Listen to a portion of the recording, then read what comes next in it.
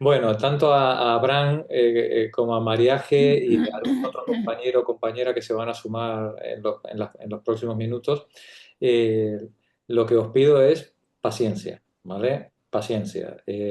Os estáis sumando a una actividad que lleva varios meses de recorrido, en la que ya hay un vocabulario eh, que medio se maneja y las primeras sesiones, bueno, pues podéis sentir, podéis tener la sensación de que no entendéis nada.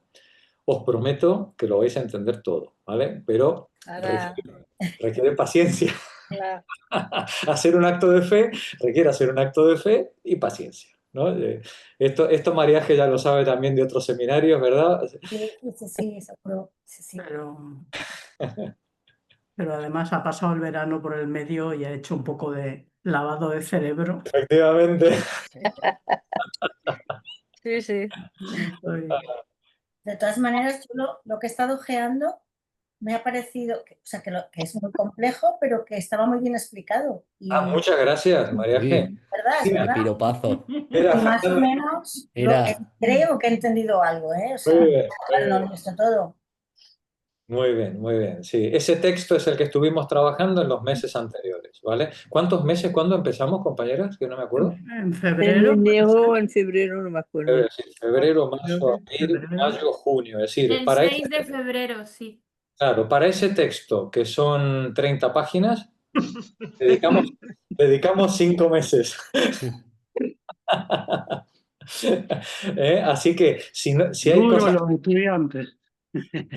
si hay cosas que creéis que no entendáis, no os sintáis acomplejadas en absoluto, porque vamos a decir, el texto es verdad que fue escrito con mucho cariño y con mucho cuidado, pero como bien dices, son cuestiones complejas. Sí, y bueno, pues Y tan requiere. complejas.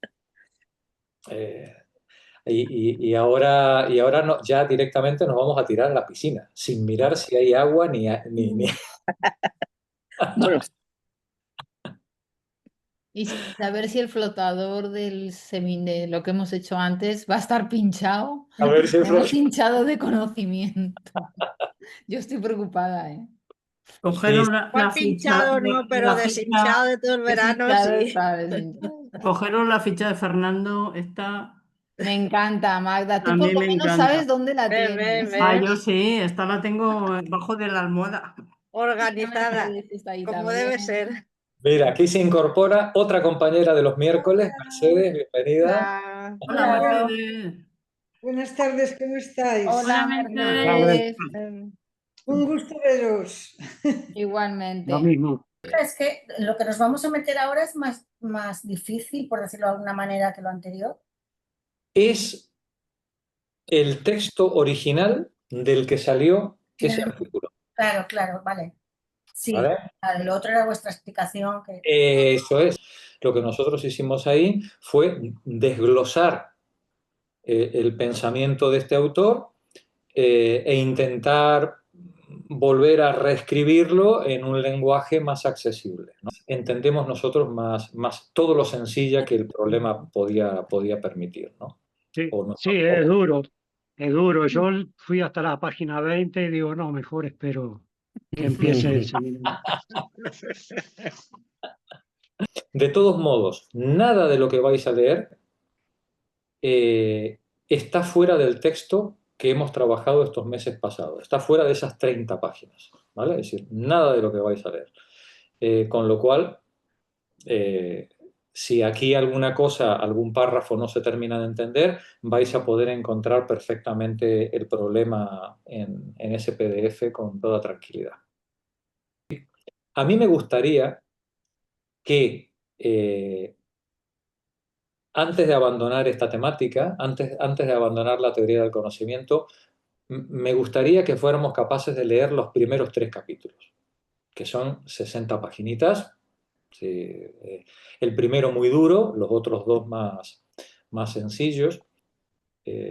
Fernando dará fe, merece la pena, merece la pena. además, siempre hay que intentar llegar al final de lo que se emprende, ¿no?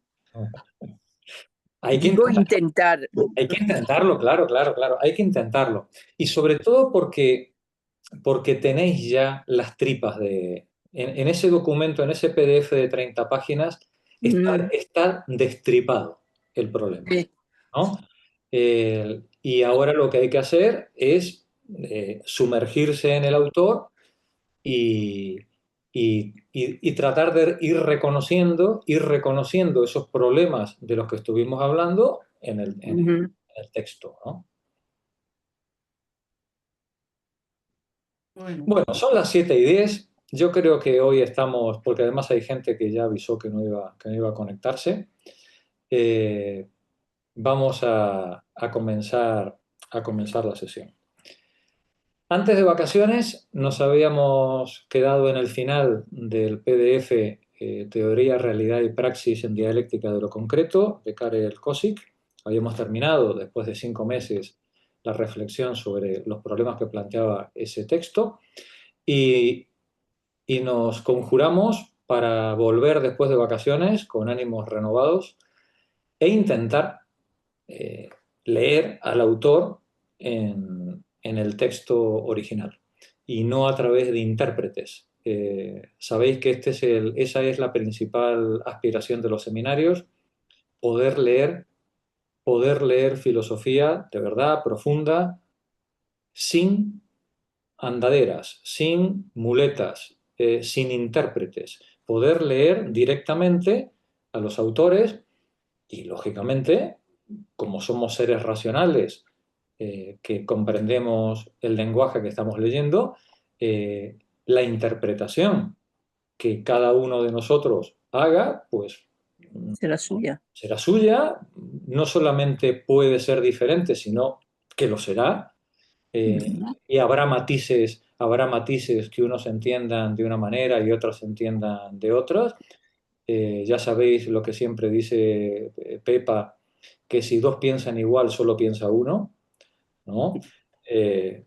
Necesariamente, si hay dos personas pensando y leyendo, tendrán que tener matices y diferencias, es decir, necesariamente. Y la lectura que cada uno de vosotras haga con respecto a cualquier texto filosófico es tan legítima como la de cualquiera. Evidentemente, no todos tenemos la misma preparación, no todos tenemos la misma base ni cultural, ni filosófica, ni histórica, y unas interpretaciones pues estarán más fundamentadas que otras, pero no por ello son más legítimas unas que otras. Y como somos seres racionales y estamos aquí todas para aprender, eh, las diferencias de interpretación que tengamos entre nosotras las exponemos racionalmente y damos nuestros argumentos a los demás. En eso consiste el debate científico y filosófico, en exponer públicamente nuestros argumentos y dar razones, que en eso consiste ser responsable, en dar respuesta, dar razones de por qué pensamos lo que pensamos y no simplemente ese famoso yo creo, yo pienso, no. Es decir, hay razones, ¿no? Es decir, el texto es el texto, en este caso, el autor dice lo que dice y aunque todos tenemos legítimamente derecho a tener nuestra interpretación, también tenemos una responsabilidad con nuestras argumentaciones y un deber de compartir nuestra experiencia con los demás. Bien, por eso, después de haber estado 5 meses leyendo el texto que os propusimos Fernando y yo, ahora nos habíamos comprometido en septiembre a coger a Kosick en directo a través de la traducción de Adolfo Sánchez Vázquez en la editorial Grijalbo, coger este texto y ver, bueno, pues qué es lo que dice y ver qué es lo que entendemos de él leído directamente. Todo lo que hicimos en los meses anteriores son muletas, son gafas para que, como diríamos, ampliadores de visión para poder entender los aspectos más complejos o más difíciles, oscuros del texto. Pero al final el texto es este. Y vosotras ahora diréis en las próximas semanas si se corresponde con lo que hemos estado leyendo en los meses anteriores y si realmente merece la pena, como Fernando y yo creímos en su momento que la merecía. Así que bienvenidas, compañeras, a este último tramo de la primera parte de los jueves marcianos, la epistemología marciana, a cuya finalización, ya sabéis, nos espera la historia política del capitalismo con el eclipse de la fraternidad de Tony Domenech,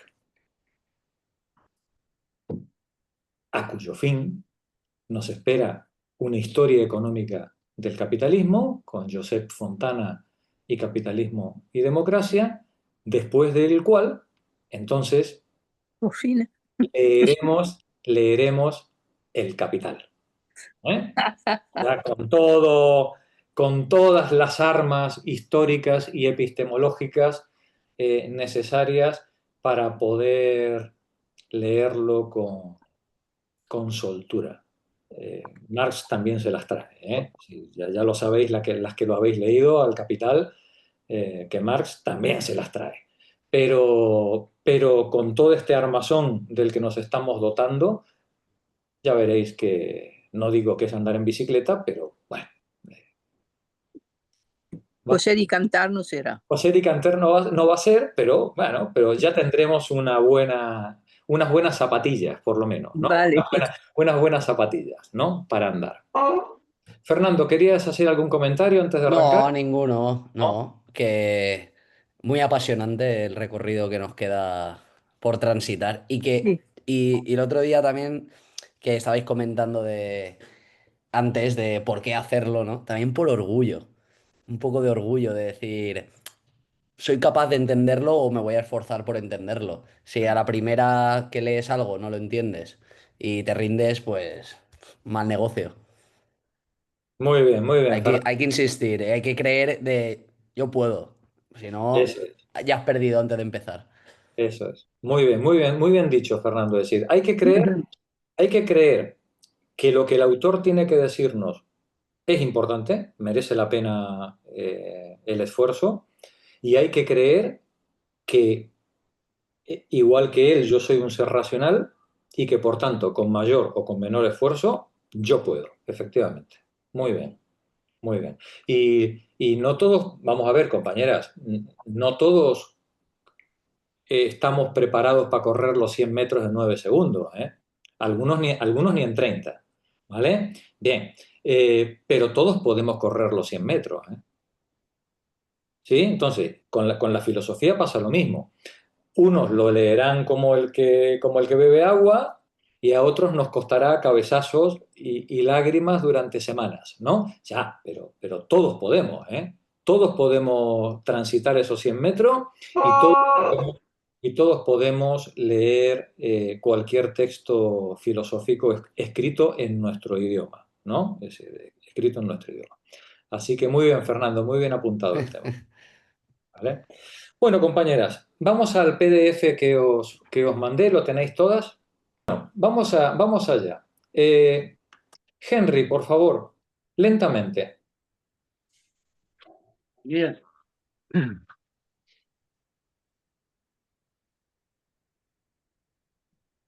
Dialéctica de la totalidad concreta. Estamos hablando del capítulo 1, el mundo de la pseudo-concreción y su destrucción.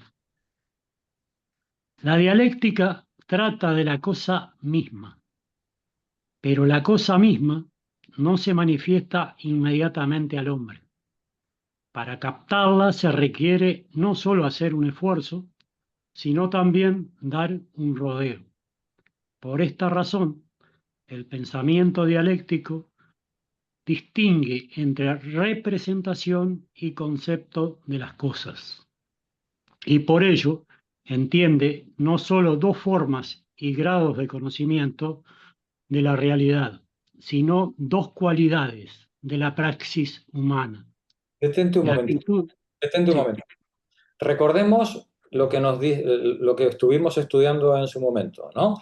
Nos dice, la dialéctica trata de la cosa misma, ¿eh? ¿Os acordáis cuando hablábamos del fenómeno, el fenómeno y el noumeno, ¿no? Que utilizando la terminología kantiana, decíamos, bueno, la dialéctica trata de la cosa misma, no de la cosa que aparece delante nuestro, ¿no? Por eso dice, la dialéctica distingue entre representación Y y concepto. concepto, ¿no? La representación es la imagen que Ese nos aparece.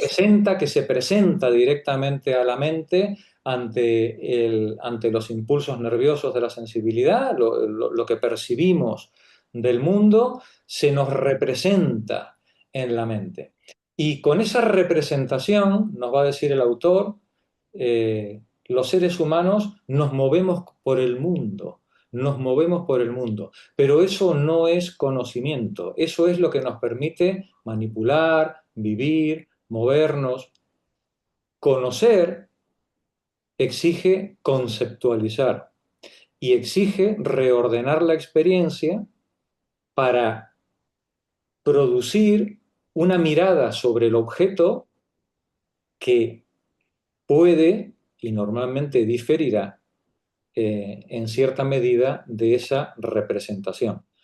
Los seres humanos, a los seres humanos se nos presentan los objetos de la experiencia, nos movemos con ellos en la cotidianidad, en la vida diaria, en la vida práctica, pero cuando decimos vamos a conocerlo, ese acto de conocimiento es un acto posterior a esa representación que implica una construcción. Primero una definición conceptual y luego una construcción, una articulación entre los conceptos para que podamos hacernos cargo de las relaciones que hay entre los elementos que se nos han representado tras la experiencia. Vuelvo a compartir pantalla. Todo esto es un repasito al texto que hemos estado trabajando en los meses anteriores. Por esta razón, el pensamiento dialéctico nos dice, distingue entre representación y concepto de las cosas, y por ello entiende, por representación y concepto, no solo dos formas y grados de conocimiento diferentes de la realidad, sino dos cualidades de la praxis humana. No es lo mismo la manera en la que nos comportamos con el mundo en la práctica utilitaria, en la práctica cotidiana, que la manera en la que nos comportamos con el mundo cuando decimos alto, quiero conocer. Porque cuando yo estoy en la práctica cotidiana, yo estoy dentro del mundo. Para conocer, tengo que hacer el esfuerzo de abstracción de separarme del mundo y analizarlo como un objeto separado de mí. Son dos actitudes completamente diferentes. Ya veremos que Kozik va a profundizar mucho en esta cuestión en las próximas páginas y capítulos. Adelante. La actitud que el hombre adopta primaria e inmediatamente hacia la realidad no es la de un sujeto abstracto consciente o la de una mente pensante que enfoca la realidad de un modo especulativo, sino la de un ser que actúa objetiva y prácticamente, la de un individuo histórico que despliega su actividad práctica con respeto a la naturaleza y a los hombres, y persigue la realización de sus fines e intereses dentro de un conjunto determinado de relaciones sociales. Detente un momentito, por favor. Decíamos que la representación y el concepto, nos decía el autor en la línea anterior, no solo son dos formas y grados de conocimiento de la realidad, sino dos cualidades diferentes de la praxis humana. La actitud que el hombre adopta primaria e inmediatamente hacia el mundo, hacia la realidad, no es la de un sujeto abstracto y cognoscente. Los seres humanos nos enfrentamos con el mundo, nos movemos en el mundo de una manera práctica y utilitaria, no especulativa. Para que nos planteemos la especulación, tenemos que detenernos en la actividad práctica. Nos detenemos porque algo nos ha llamado la atención, algo ha merecido que pongamos la lupa encima y entonces decimos, ¿y esto por qué es? Bien, a partir de esa pregunta comienza el acto de conocimiento. Nos dice el autor, la actitud que el ser humano adopta primaria e inmediatamente hacia la realidad no es la de un sujeto abstracto cognoscente, el sujeto kantiano, ¿no? O la de una mente pensante que enfoca la realidad de un modo especulativo, sino la de un ser muy sencillito, que se mueve por el mundo, que actúa objetiva y prácticamente, la de un individuo histórico, es decir, que está en la historia, no es un sujeto abstracto, racional, que está en el éter de la ciencia, no, es un sujeto que camina por el mundo, es un sujeto histórico que despliega su actividad práctica con respecto a la naturaleza y los seres humanos y persigue la realización de sus fines e intereses dentro de un conjunto determinado de relaciones sociales. El sujeto que actúa en el mundo forma parte de una comunidad con la que comparte un lenguaje, una religión, unas expectativas, unas esperanzas. Todo eso, habíamos visto en los meses pasados, no solamente dirige la mirada del individuo sin que el individuo sea consciente de ello, sino que le puede troquelar también e impedir que vea otros aspectos de la realidad.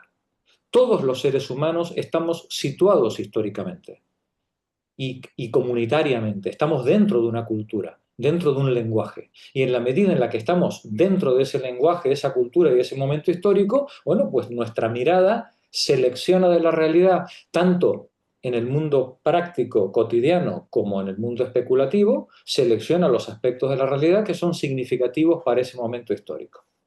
Jorge, Sí, esto podrías relacionarlo con la concepción materialista de la historia que Marx expone, por ejemplo, en la ideología alemana y que se trasluce en toda su obra. Al final, adelante.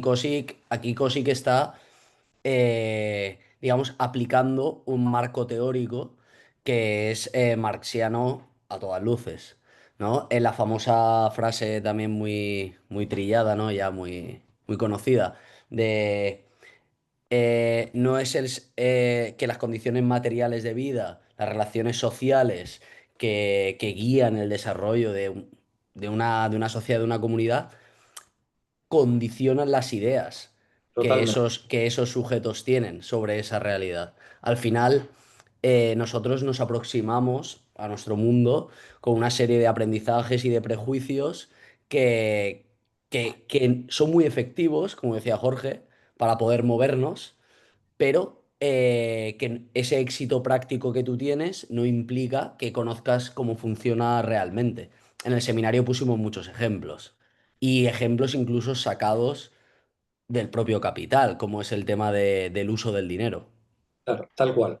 Eso es materialismo histórico, dicho de otra manera, ¿no? Que no usa esa expresión, no usa esa expresión Cosic, pero bueno, aquí de lo que está hablando es de eso. El sujeto está situado en su comunidad y ambos están situados históricamente, ¿no?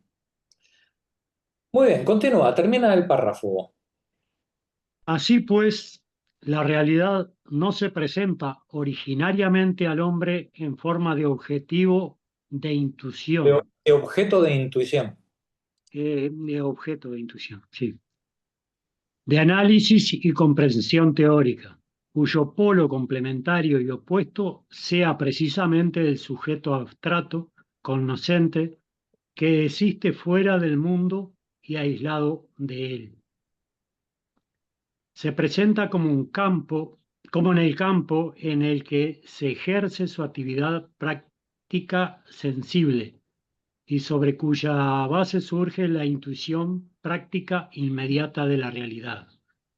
En la relación práctico-utilitaria de las cosas, en lo cual la realidad se manifiesta como un mundo de medios, fines, instrumentos, exigencias y esfuerzos para satisfacerlas. El individuo, en situación, se crea sus propias representaciones de las cosas y elabora todo un sistema correlativo de conceptos con el que capta y fija el aspecto fenoménico de la realidad. Gracias, Henry. Nos dice, así pues, la realidad no se presenta originariamente al ser humano en forma de objeto de intuición, de análisis y comprensión teórica, cuyo polo complementario y opuesto sería precisamente ese sujeto abstracto cognoscente que existiría fuera del mundo y aislado de él. La realidad se presenta como el campo en el que el sujeto ejerce su actividad práctico-sensible y sobre cuya base surge la intuición práctica inmediata de la realidad. En la relación práctico-utilitaria con las cosas, en el hacer cotidiano del ser humano, en la cual la realidad se manifiesta como un mundo de medios, fines, instrumentos, exigencias y esfuerzo para satisfacerla, el individuo en situación, el individuo históricamente situado, se crea sus propias representaciones de las cosas y elabora todo un sistema correlativo de conceptos con el que capta y fija el aspecto fenoménico de la realidad. Es decir, que el ser humano que ha sido arrojado al mundo, ¿no? Habíamos dicho también durante el seminario, sin haberlo pedido, ¿verdad? Lo parió su madre y tal como lo parió, ahí cayó al suelo y sobrevive el pobre desgraciado como puede, ¿no? Sí, este ser humano arrojado al mundo, cuando empieza a pensar históricamente situado. Cuando esta pobre criaturita ya tiene 4 o 5 años y empieza a hablar y empieza a entender, a manejar el lenguaje natural de la cultura en la que ha nacido, junto con ese lenguaje, hereda toda una manera de ver el mundo. Hereda una carga tremenda de expectativas, de prejuicios, de representaciones, que no ha tenido tiempo esta criaturita de reflexionar, pero los asume como parte del mundo, como parte del mundo en el que vive, y lo asume con naturalidad. ¿Por qué?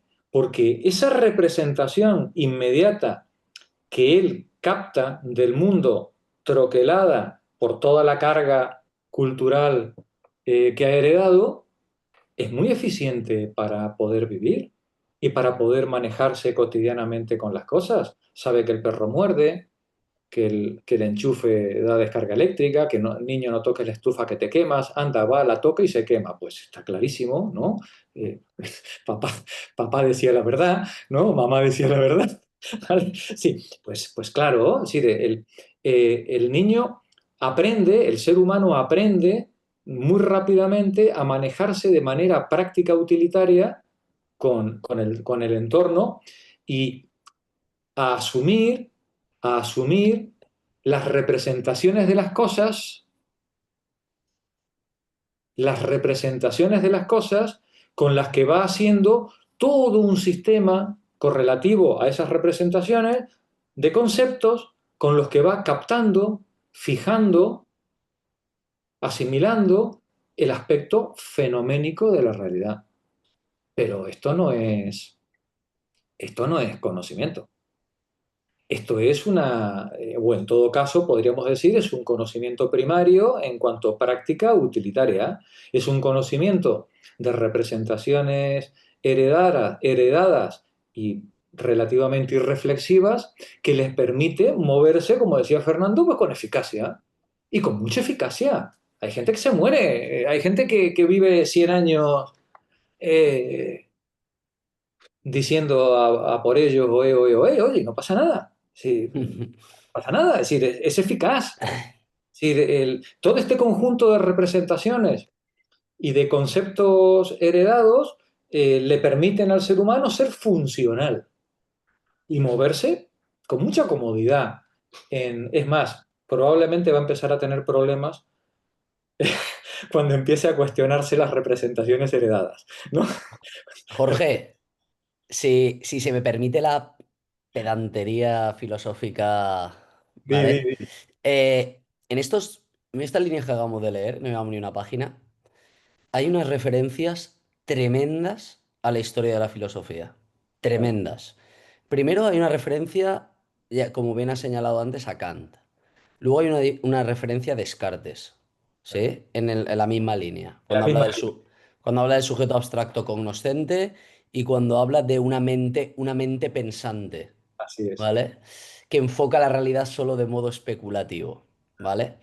Pero es que ahora se trasluce un problema, porque este problema es un problema, yo diría que de los más transversales y de los más fundamentales de la historia de la filosofía, con el tema de el mito de la caverna y la famosa, ¿no? La famosa alegoría de los prisioneros en el interior, todos no la conocemos, ¿no? Bueno, la cuento rápidamente, en el interior de la cueva hay unos prisioneros atados que solo ven sombras, uno de ellos se escapa, le ayudan, no se sabe, el caso es que sube fuera de la caverna, contempla el mundo, vamos a decir, real, y se da cuenta pues del engaño al que había sido sometido.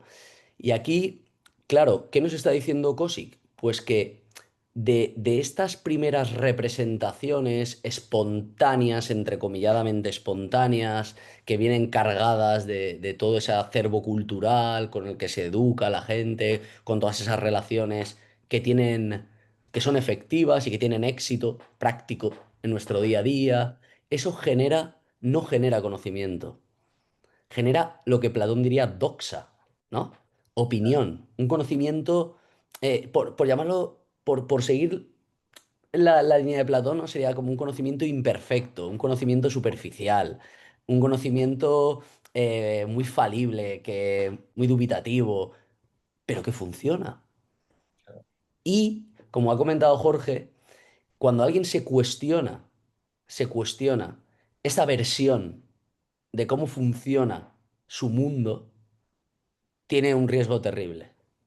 Significa oponerse, oponerse a los modelos hegemónicos de pensar y de comportarse. Y tirando de Aristóteles, somos animales sociales que por necesidad, yo diría ya casi natural, debemos vivir en sociedad y claro, oponerte a tus semejantes, como comenta Platón en el mito de la caverna, esos prisioneros a quienes te enfrentas y les cuentas que están siendo engañados, pues no te van a recibir con los brazos abiertos. Claro. Investigar la verdad tiene consecuencias. Sí, Mm. y Por graves. eso os he pasado la viñeta de Mafalda, ¿eh? Ahí donde Mafalda, Susanita dice, hay que ver por qué me ha dicho Mafalda que mi pregunta es estúpida. Dice, yo solamente le he preguntado, le dice Susanita a Manolito, dice, yo solamente le he preguntado por qué aquí en Argentina los obreros son morochos, morenos y pobres, y en las películas norteamericanas los obreros son todos rubios, lindos y tienen auto, ¿no? Y, y dice, y dice Manolito, dice, hombre, estúpida no es la pregunta, dice, lo que es peligrosa, ¿vale? Esa es una pregunta peligrosa.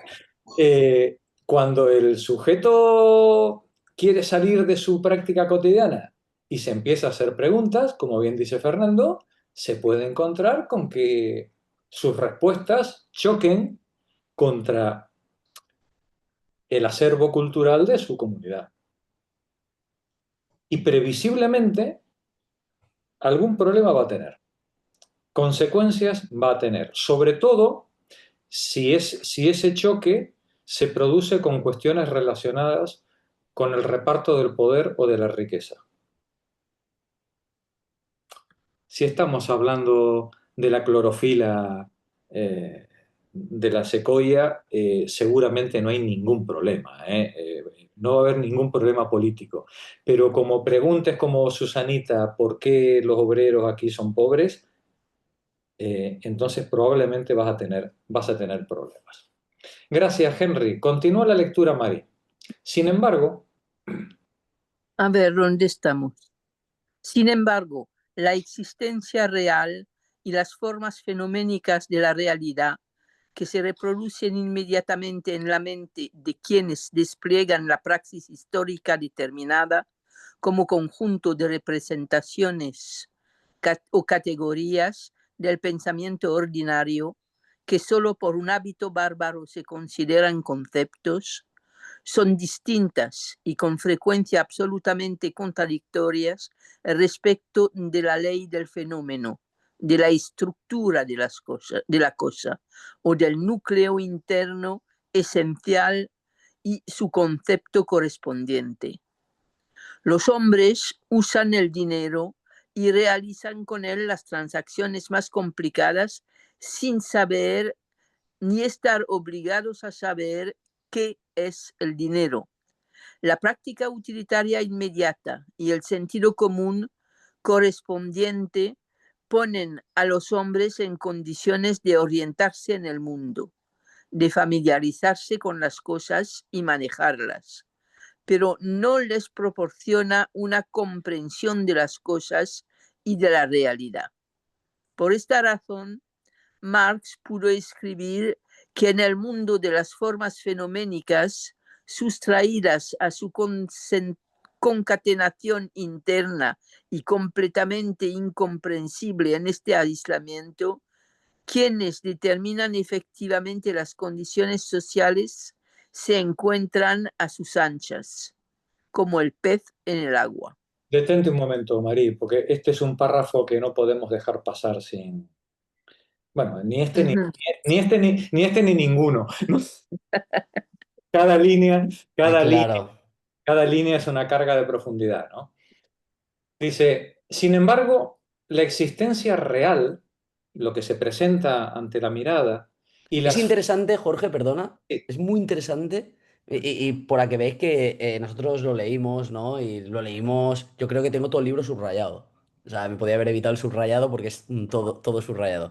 Pero ahora estoy viendo matices que en una primera lectura, pues, pasas por alto. Las comillas. Las comillas. ¿Por qué pone la existencia real entrecomillada? ¿Vale? ¿Por qué pone esas comillas? Hay algunas comillas que son porque es una forma coloquial de hablar, ¿no?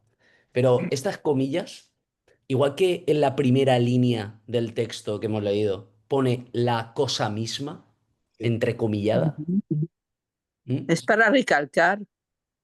Para recalcar, eh, para recalcarla, si fuera para darle énfasis a la palabra, le pondría itálica, le pondría cursiva. Vale, sí. Es para Na- cuestionar, es para decir que esa existencia real como tal. No podemos hablar de existencia real de las cosas.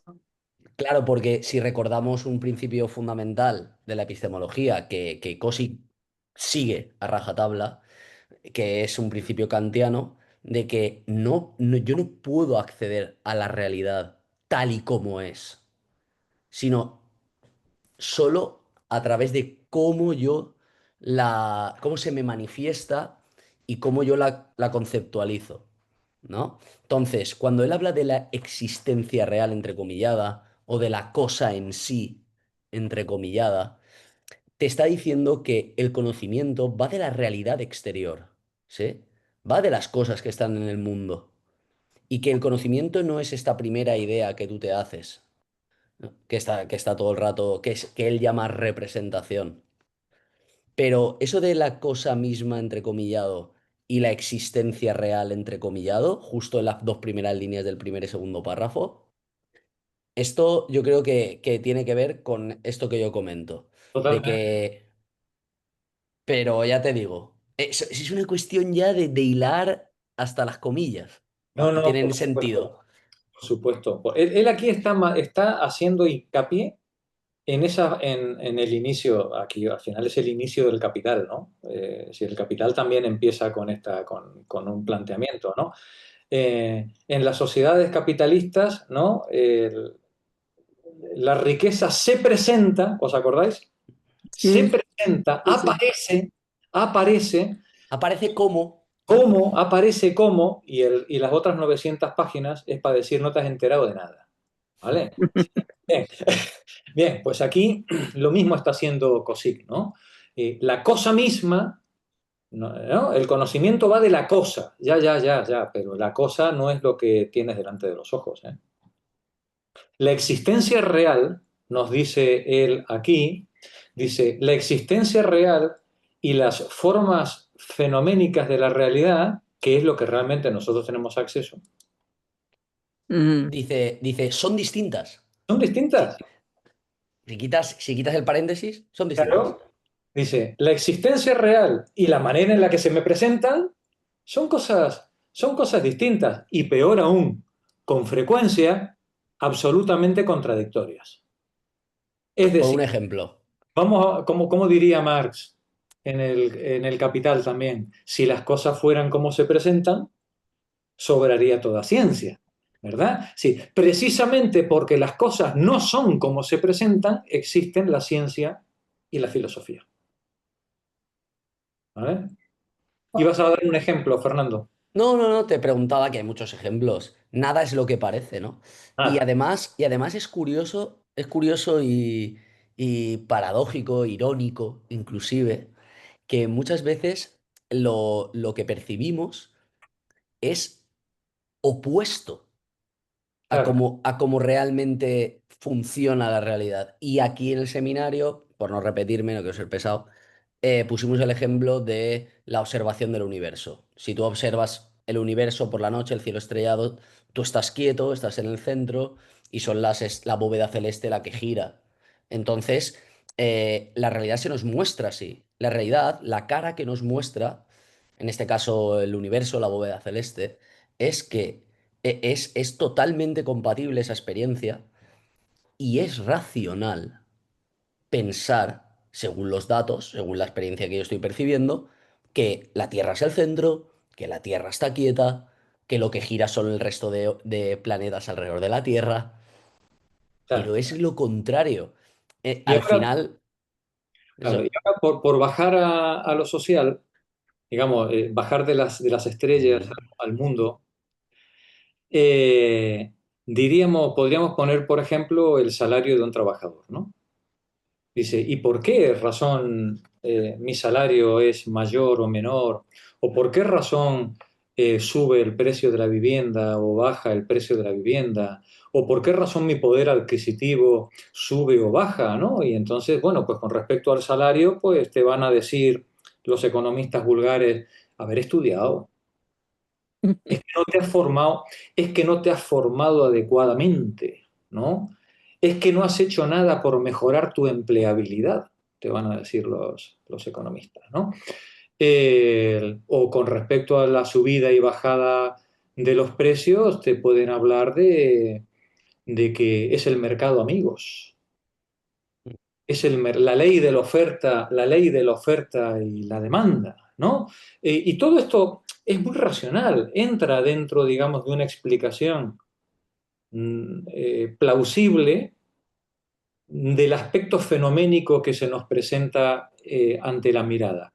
Pero nos dice Marx, en el mundo de las formas fenoménicas, sustraídas a su concatenación interna y completamente incomprensibles en este aislamiento, es decir, en el mundo de lo que se nos presenta a la experiencia fenoménicamente, pero de lo que no tenemos conocimiento de cómo funciona por dentro, quienes determinan efectivamente las condiciones sociales se encuentran a sus anchas como el pez en el agua. mm, ¿Eh? Los dueños de los fondos de inversión, los dueños de los bancos, los dueños de los fondos buitre o de los grandes monopolios energéticos o alimenticios, los dueños de las empresas de comunicaciones, esos saben perfectamente por qué sube o baja el precio. Son ellos los que lo hacen subir o bajar, ¿no? Son ellos precisamente los que establecen las reglas bajo la explicación fenoménica que les permite apropiarse de forma progresiva cada vez de mayor trabajo y de mayores recursos humanos. Pero eso, para los seres humanos comunes que nos movemos por el mundo, es inaccesible, porque no contamos con la formalización, con la investigación que nos permita bucear bajo la representación y la explicación de nuestro entorno cultural para ver las verdaderas causas de lo que está ocurriendo en nuestra comunidad. A eso se dedica el Capital y a eso se dedica este seminario. A tratar de comprender las leyes, los movimientos que hay bajo la superficie fenoménica de nuestra experiencia cotidiana y que, sin embargo, dan cuenta de esa experiencia y de las razones escondidas por las cuales las cosas son como son y se presentan como se presentan. Continúa, por favor. Para ellos no hay nada de misterioso en lo que es internamente contradictorio y su juicio no se escandaliza lo más mínimo ante la inversión de lo racional y lo irracional. La actividad práctica a que se hace referencia en este contexto es una praxis históricamente determinada y unilateral. Es la praxis fragmentaria de los individuos basada en la división social del trabajo, en la división de la sociedad en clases y en la creciente jerarquización de las posiciones sociales que de ella deriva. En esta praxis se forma tanto el ambiente material determinado del individuo histórico como la atmósfera espiritual en la que la apariencia superficial de la realidad se fija como el mundo de la supuesta intimidad, de la confianza y familiaridad, en el que el hombre se mueve naturalmente y con el cual tiene algo que hacer cada día. Sí, es un texto tremendo, ¿no? En el que Kozik está recogiendo, parafraseando un poco a Marx en muchos sentidos, ¿no? Y nos dice, esto ocurre porque la praxis del individuo es fragmentaria. Los seres humanos en una sociedad compleja de división del trabajo solamente conocemos nuestra pequeña esfera de actividad.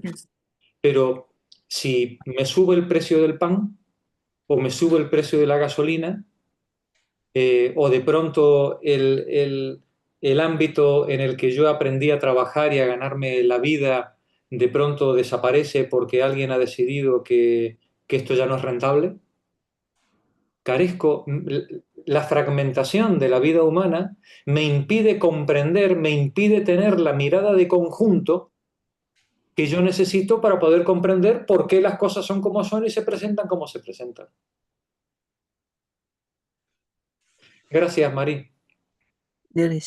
Magdalena, sigue tú.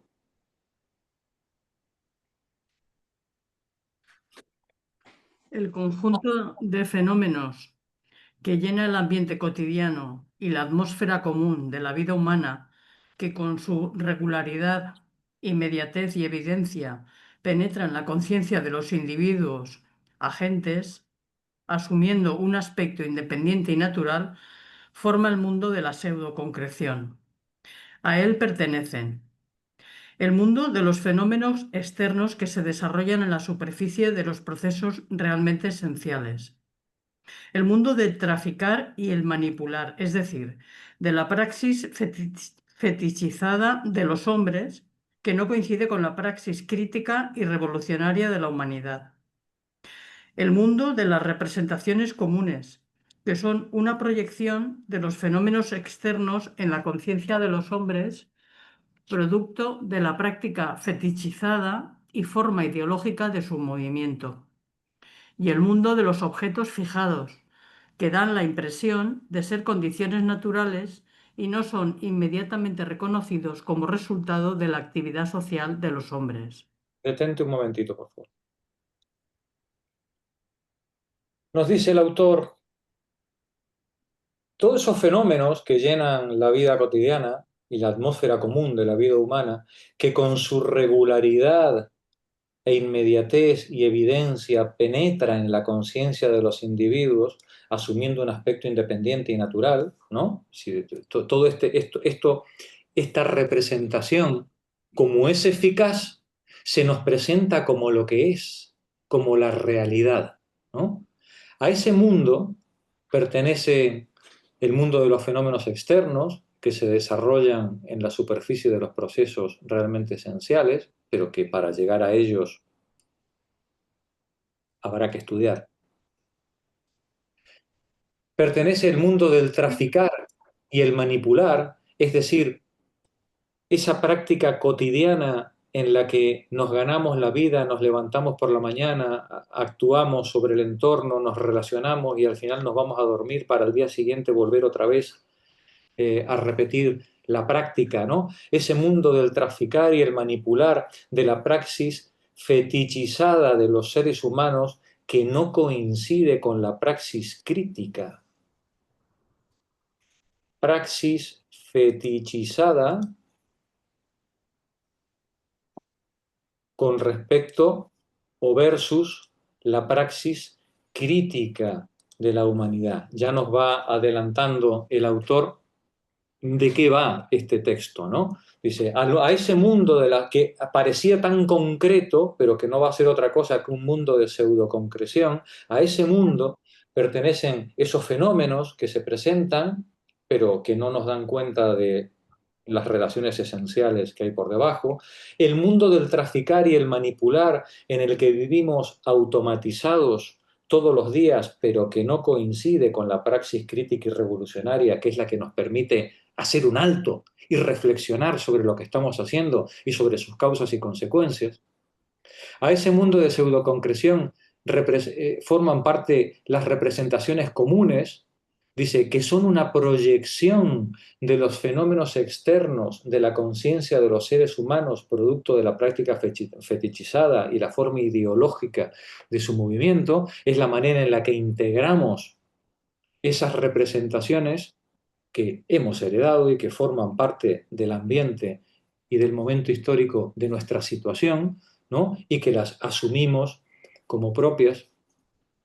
Y el mundo de los objetos fijados, el mundo de las cosas, sean instituciones, sean objetos de la imaginación u objetos físicos, da igual, son objetos que han quedado cristalizados y que dan como por ejemplo decimos, la FOR, el Ministerio de Economía, la realeza, la monarquía, el terrateniente, el señorito, diríamos en otros ámbitos, el señorito.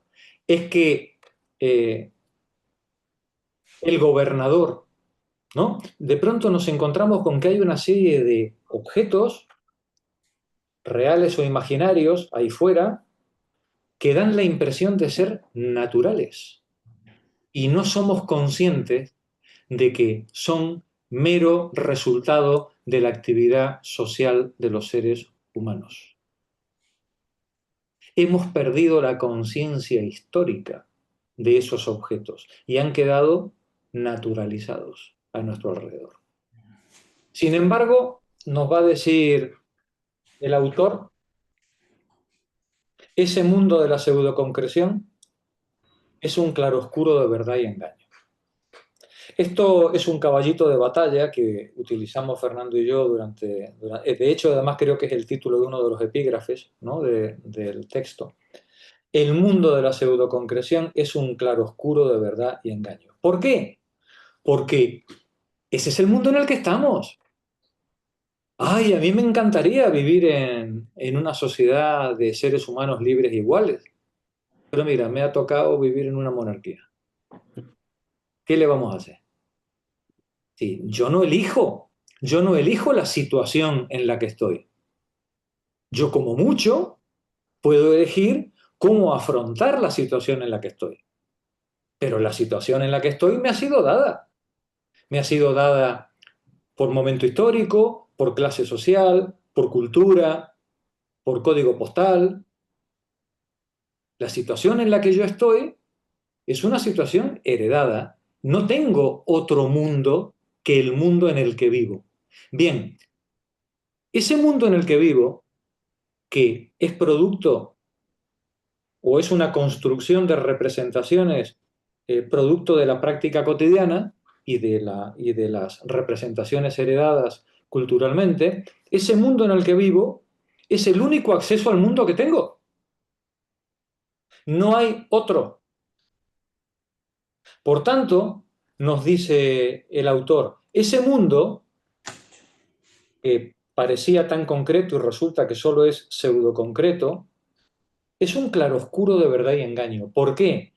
Porque no nos permite ver o nos oculta las relaciones lógicas esenciales que hay bajo el fenómeno que se presenta ante nosotros, pero al mismo tiempo es el camino por el cual, si lo analizo correctamente, podré tener acceso a esas relaciones esenciales. Es una penumbra en la que, con esfuerzo y racionalización e investigación, podré ir poco a poco poniendo luz y viendo qué es lo que había detrás de esa maraña que no me explicaba correctamente lo que estaba ocurriendo. Continúa. Su elemento propio es el de doble sentido. El fenómeno muestra la esencia y al mismo tiempo la oculta. La esencia se manifiesta en el fenómeno, pero solo de manera inadecuada, parcialmente, en algunas de sus facetas y ciertos aspectos. El fenómeno indica algo que no es el mismo y existe solamente gracias a su contrario. Sí, qué bonito es esta expresión, qué rebuscado y qué maldito es Cosic, ¿no? Dice, el fenómeno señala, es que es muy poético, es que el problema a veces de la filosofía es que tiene elementos de poesía, ¿no? Cuando el pensador o la pensadora nos quieren indicar algo para lo que no tienen vocabulario porque están construyendo el lenguaje con el que expresar lo que quieren decir, tienen que recurrir un poco al lenguaje poético. El fenómeno nos dice, señala, indica, pone el dedo, ¿no? Y le dice, mira, mira, el fenómeno indica, señala algo que no es el mismo, que no es el fenómeno, ¿no? Pero que existe solamente gracias a su contrario. Es decir, el fenómeno nos señala, es la puerta para comprender las relaciones racionales y esenciales que hay por debajo y que son las que dan cuenta del fenómeno. Porque el fenómeno solamente puede existir gracias a eso otro, de lo cual es manifestación. La realidad, la verdadera realidad, esa a la que no nos ha sido dado acceder de forma directa, la verdadera realidad es la unión de lo que se presenta del fenómeno y esa lógica esencial que está detrás y que con mucho trabajo tenemos que intentar desgranar y comprender. Continúa. Y Jorge, una observación también. Aquí creo que es la primera vez que sale la palabra esencia, que es una Sí. palabra que Cosic, que va a salir repetida en el texto y que hemos hablado también en el seminario. Esencia es una palabra que tiene una connotación idealista muy fuerte. Y la búsqueda de las esencias eh, es también un tema transversal a la epistemología, a la filosofía. Entonces, claro, aquí Cosic, que tiene un marco teórico marxiano, materialista, dice que al final de lo que se trata es de acceder o construir esa esencia de las cosas. Claro, aquí es importante hacer dos observaciones. La primera, que la palabra esencia se refiere a lo que define, ¿no? A lo que explica el funcionamiento, el desarrollo, el movimiento, el cambio, la manifestación, cómo se nos manifiesta algo, cualquier cosa. ¿Sí? Entonces, buscar qué es lo propio, ¿m? Y lo definitorio de algo. Eso es buscar la esencia, ¿no? Ahora bien, me pareció muy relevante a mí en el momento en que Jorge y yo recibimos esta información, que el concepto checo de la lengua materna de Cosic para referirse a esencia está formado por dos palabras, ¿no? Es como una conjunción de dos palabras, una construcción, que etimológicamente viene a significar aquello que explica y que fundamenta la base de algo. Y si lo ves sin esa mirada, sin ese prejuicio idealista del que todos estamos un poco preñados, sobre todo por uso que hacen de esencia filósofos como Sócrates o como Aristóteles o como Platón, que al final es la herencia cultural que tenemos, podemos quitarle toda esa interpretación idealista que puede venirnos a la cabeza al leer una palabra así. Digamos que no estamos hablando de una sustancia verdadera por oposición a lo falso que se presenta ante nuestra Ahí mirada, está. ¿no? Que sería ese concepto de esencia anterior, ¿no? Sino que tanto lo que se presenta a la mirada como ese fundamento racional que estamos buscando forman parte de la misma cosa, solo que son aspectos diferentes, ¿no? Unos que se presentan directamente, el fenómeno, y otros que tenemos que construir porque no tenemos acceso directo a esas relaciones lógicas o racionales que dan cuenta del fenómeno. Muchas gracias, Fernando. ¿Cómo que va? Em, Adelante, Magda. yo lo tenía, lo de la esencia, puesto como al lado del tema, de lo de la totalidad concreta o concreto representado. Sí, muy bien. Es eso, ¿no?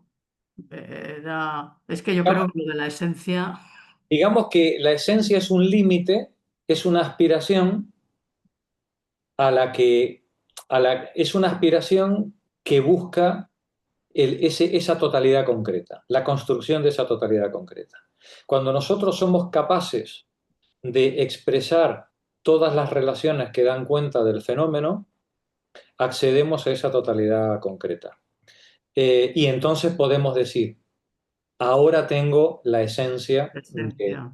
de la cosa, ¿no? Ahora por fin tengo la esencia de la cosa. Pero como bien decía Fernando, puede ser la cosa de la que estamos hablando, puede ser el color verde de la hoja del pino o puede ser, yo qué sé, la caída del bloque soviético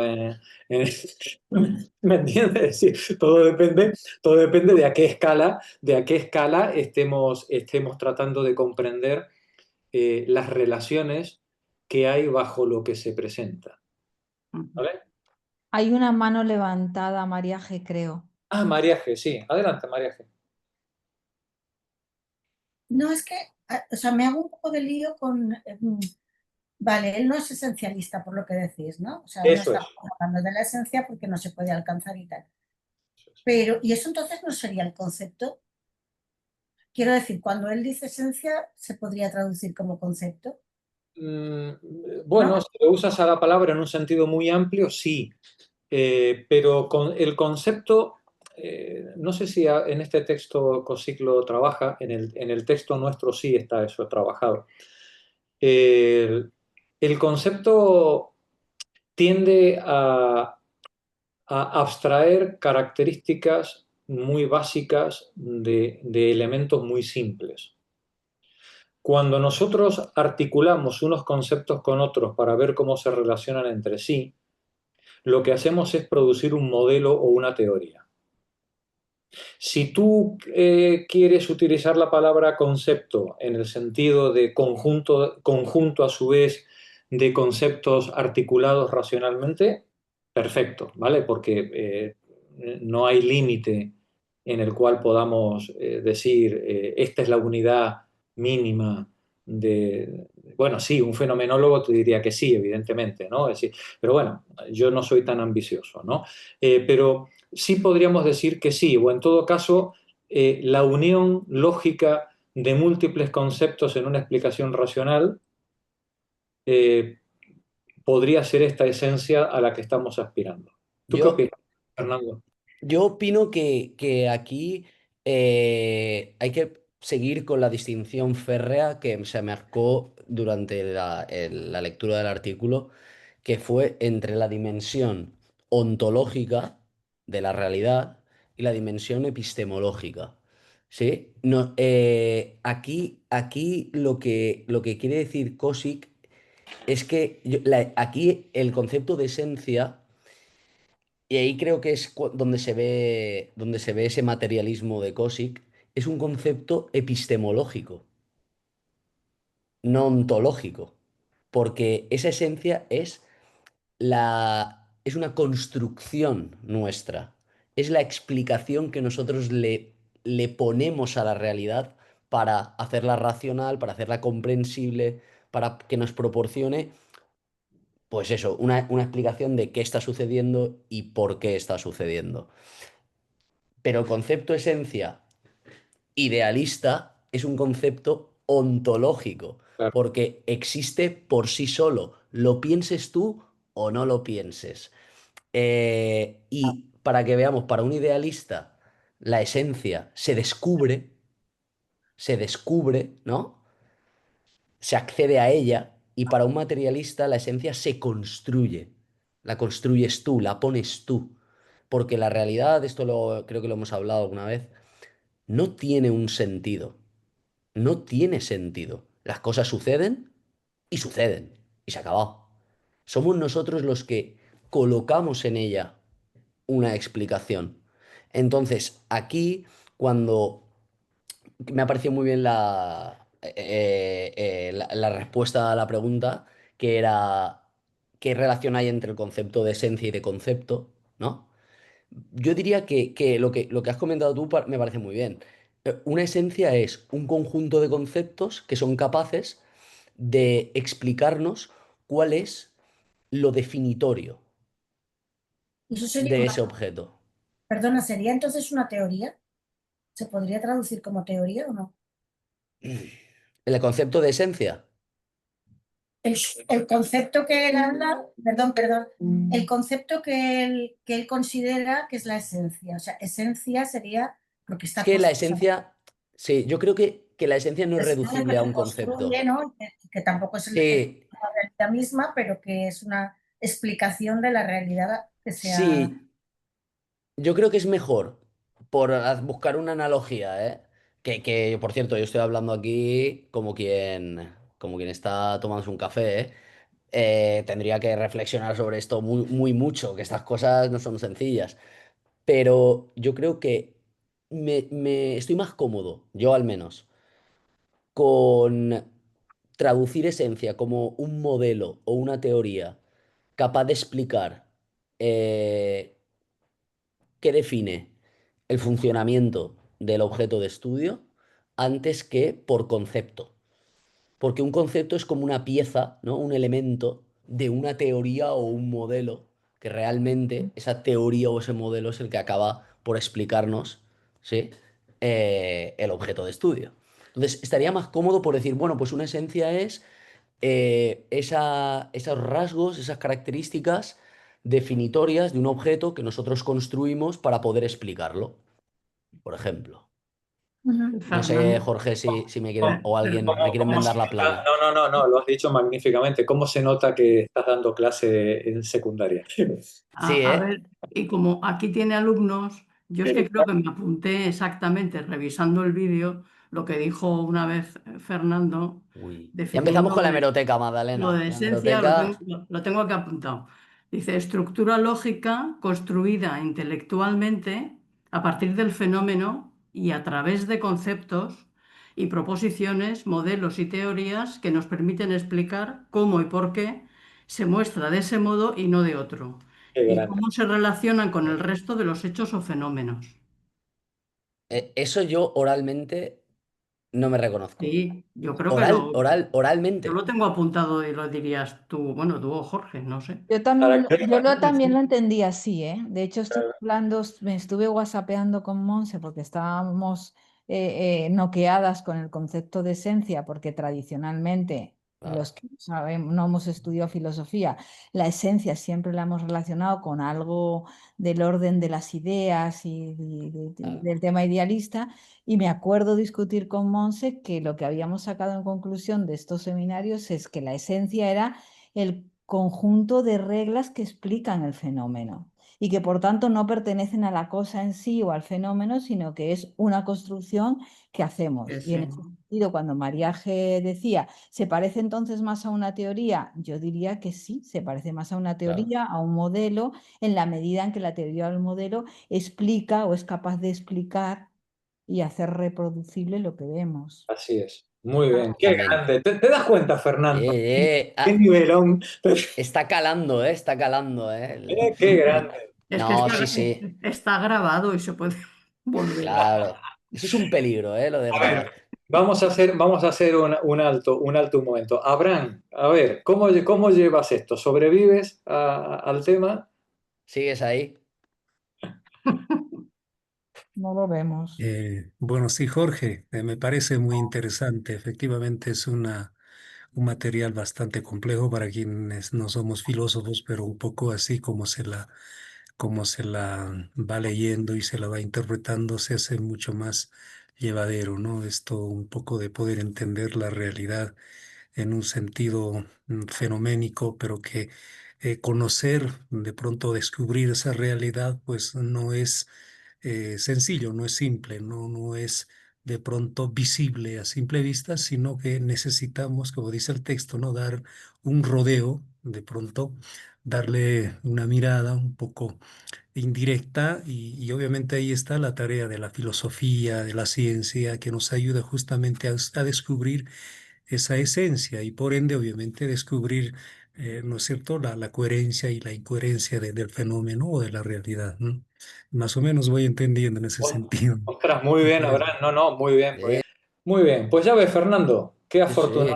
qué afortunados somos. Bueno, nos vamos, han- yo encantadísimo, ¿eh? Yo veo cuando hacéis unas reflexiones súper, vamos, súper acertadas y súper agudas, súper finas, con unos matices, que eso es una característica precisamente de la filosofía, de hablar, Sí, cuando se hablar de manera lo más precisa posible, no con vaguedades. Para eso no vamos al bar. Claro, muy bien. sí, sí, Fernando, pero ¿en qué lío nos has metido también? ¿Cómo, cómo? Ustedes dos nos han metido en un lío. Fíjate que no. yo hablaba el mismo idioma que tus cuñados. Claro. Y ahora por culpa de ustedes empiezo a entender otras cosas y se me ha complicado. Hombre, claro, claro. Los Sí, cuñados sí, es no están muy de complicado. acuerdo, dicen que me estoy haciendo comunista. Ay, señor.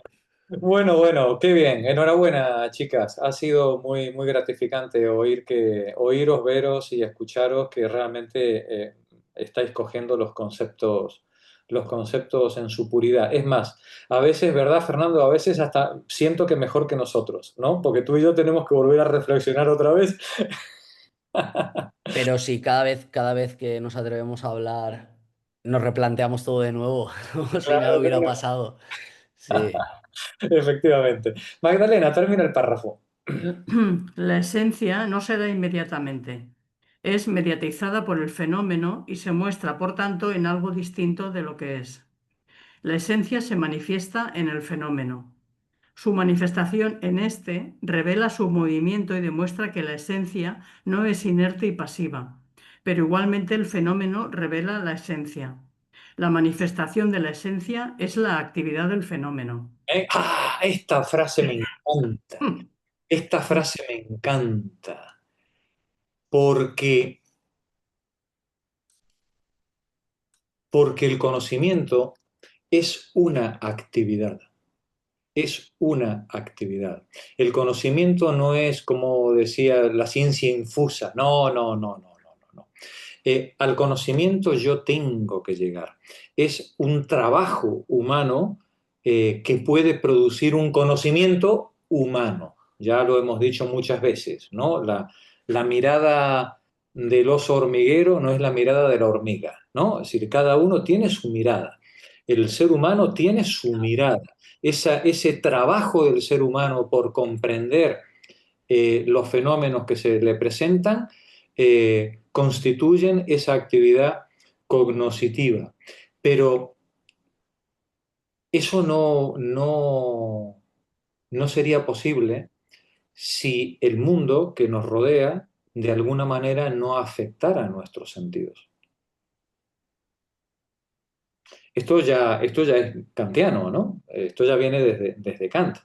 El ser humano, para poner en marcha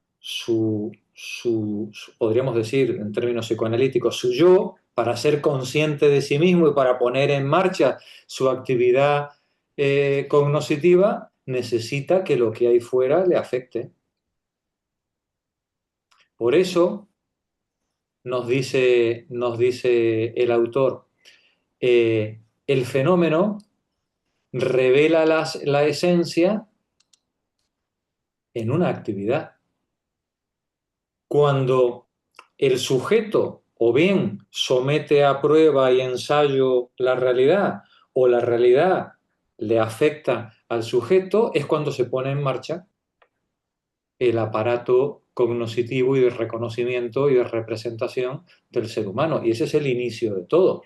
Si la actividad, si el fenómeno o el mundo exterior no nos afectaran o no tuvieran movimiento, no podríamos construir ninguna teoría ni ningún modelo que diera explicación de ello.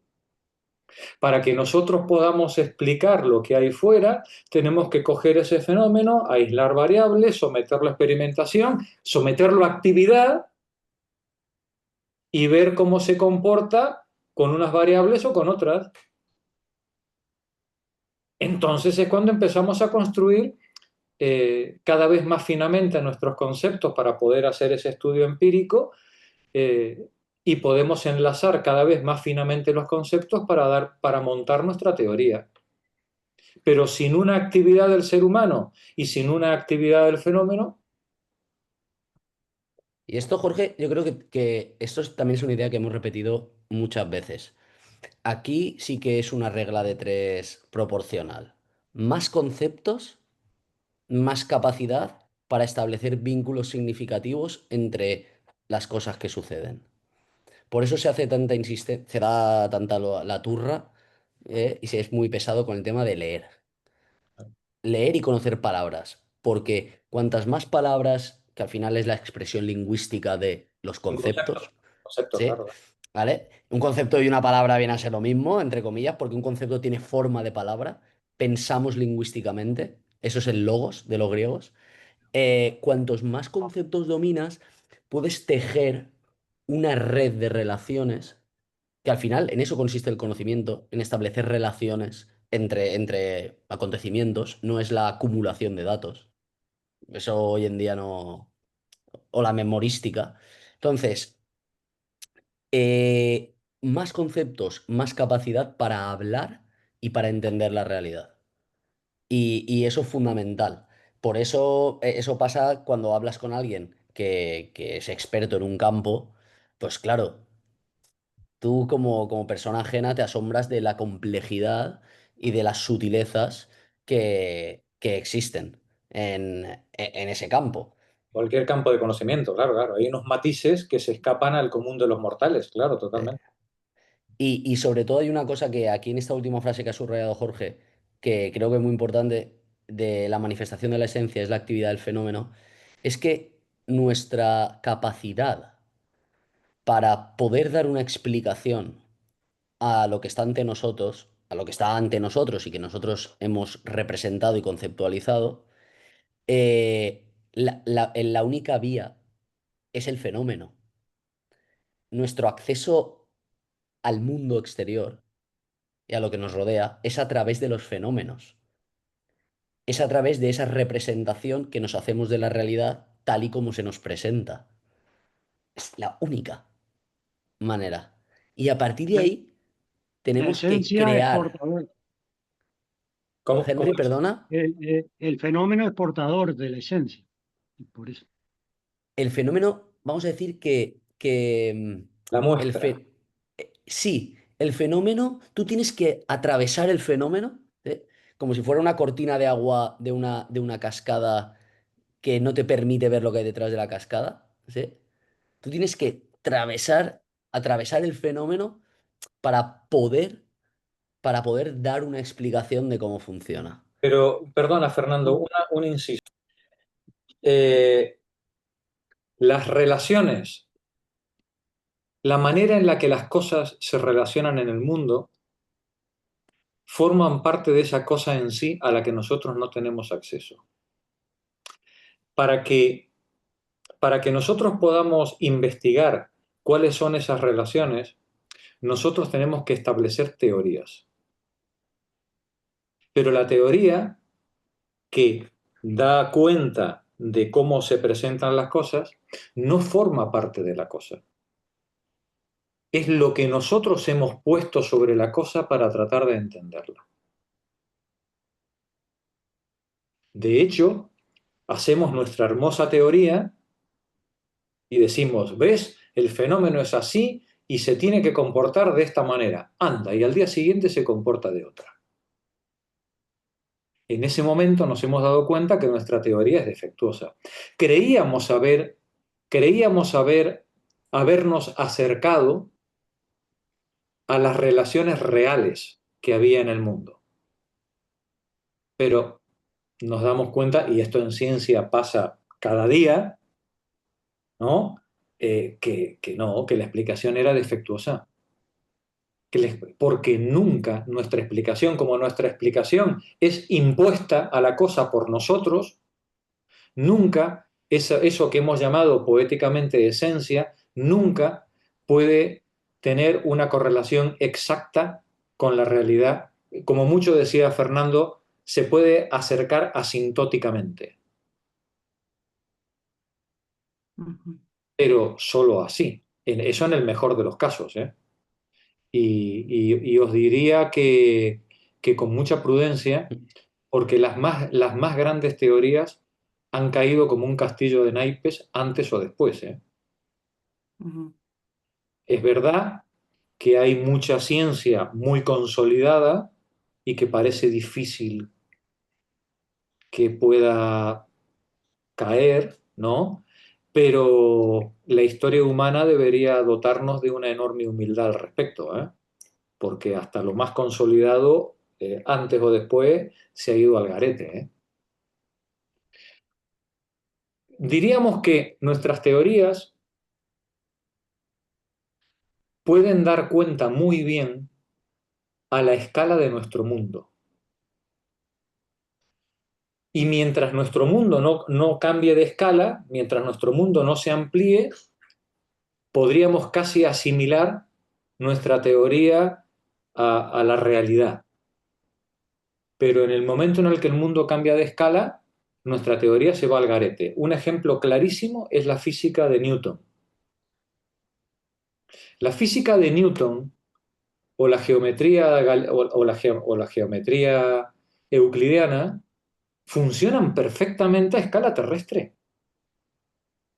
Perfectamente. A la escala de un campesino o inclusive de un ser humano como todos nosotros los que estamos aquí en este grupo, con la física de Newton y con la geometría de Euclides, oye, lo hacemos todo, ¿eh? Todo. Y funciona perfectamente. Pero como quieras ampliar la escala y explicar fenómenos a escala planetaria o a escala astronómica, empieza a hacer aguas por todos lados.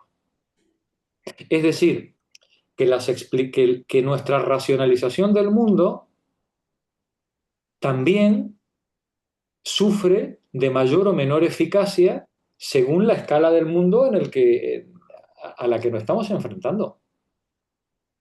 Por eso los seres humanos tendemos a pensar que lo que nos rodea es tal cual como lo hemos pensado, porque a nuestra escala funciona. ¿Cuándo deja de funcionar? Cuando ampliamos la escala, cuando aparecen elementos nuevos a la experiencia. Claro. Porque además yo creo que Eh, esto igual también es muy especulativo, pero cuando tú eres capaz de ampliar el mundo a tu alcance, ¿no? Cuando cada vez se abre ante tus ojos una nueva dimensión de la realidad, por ejemplo, cuando se inventó el microscopio, tuvimos acceso a una parte de la realidad que hasta que no se inventó el microscopio para mirar cosas tan pequeñas, no percibíamos, no sabíamos ni que existían, ¿no? No sabíamos ni que existían los microbios, nadie se lo imaginaba. Entonces, cuando tú amplías tu mundo, la experiencia sobre el mundo, puedes llegar a ampliar ese conocimiento sobre el mundo. Pero claro, cuando amplías el conocimiento sobre el mundo, a su vez se amplía ese mundo.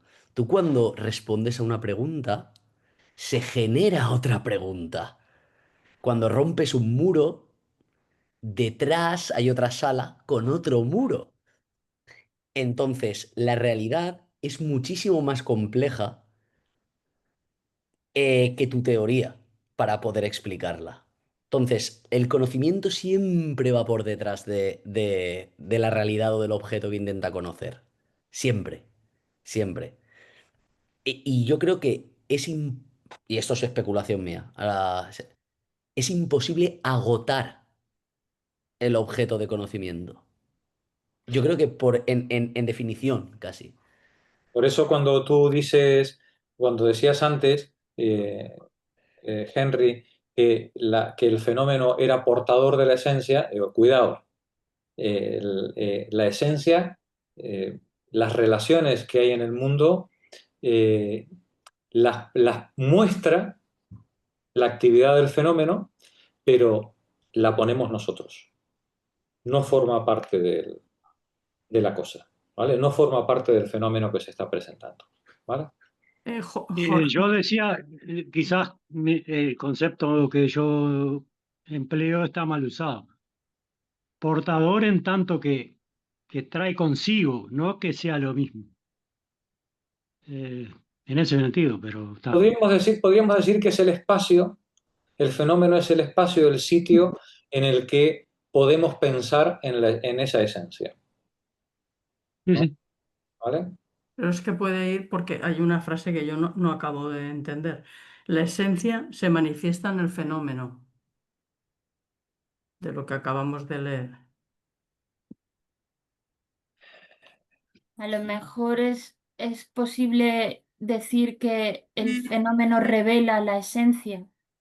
Es que la esencia, Decía las ¿sabe lo que construido. pasa? Esto del texto es más complicado, ¿vale? Aquí vamos a decir, Jorge, hay que ser aún más precisos y más honestos con los presentes. Eh, Resulta que Jorge y yo hemos debatido largo y tendido porque hay cosas del texto que no nos cuadran, ¿vale? Una es esta. Porque, y sospechamos que es un problema de la traducción. Eso piensa Fernando. Eso pienso yo, Sí, yo pienso ¿vale? que es un problema de lenguaje poético, Vale, que es un problema de expresión. expresión.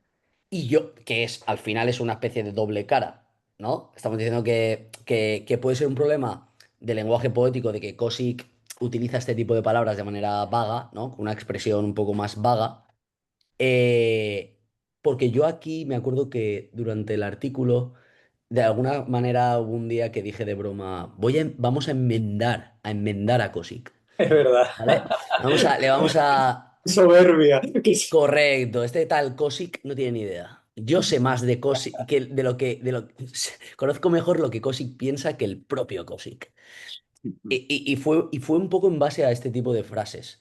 Porque, claro, estamos diciendo, y de ahí preguntas como la de Henry, como esta que ha dicho Sara, esta observación. Aquí pone que la esencia se manifiesta en el fenómeno. ¿Sí? Y nosotros estamos manteniendo todo el tiempo que la esencia es algo que construye el sujeto a partir del fenómeno. Yo lo diría de la siguiente manera, Fernando.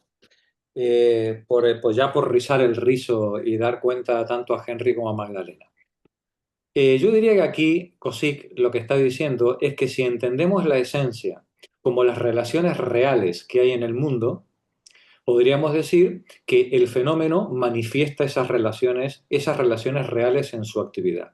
Pero nosotros a esas relaciones reales no tenemos acceso. Es el noumeno kantiano. Es la cosa en sí. Nosotros a eso no tenemos acceso. Nosotros solo tenemos acceso al fenómeno. Y aunque el fenómeno en su actividad muestra que hay algo detrás que da cuenta de él, ese algo detrás para nosotros es inaccesible. Tenemos que construirlo. Y lo hacemos con la praxis. Claro, y efectivamente. Y Fernando y yo hemos convenido, pero esto ya es un acuerdo entre él y yo, Cosic en esto no ha emitido opinión, ¿vale? Fernando y yo hemos convenido que vamos a llamar esencia a esa construcción. ¿Por qué? Porque puesto que nunca tenemos acceso a esas relaciones nouménicas, puesto que nunca tenemos acceso a eso que hay tras el fenómeno que da cuenta de sí, pero que no nos es accesible, es que no tiene sentido hablar de ello. Es absurdo. Es decir, no podemos hablar de lo que porque lo que no nos afecta para nosotros no existe. Claro. Nosotros sabemos que hay unas relaciones entre las cosas. Pero ¿cuáles son esas relaciones? Solo podemos imaginarlas, solo podemos pensarlas, construirlas. Por eso dijimos, vamos a aferrarnos a que la esencia es una construcción. Pero efectivamente, Magdalena, y hay que ver qué fino lees, también tú,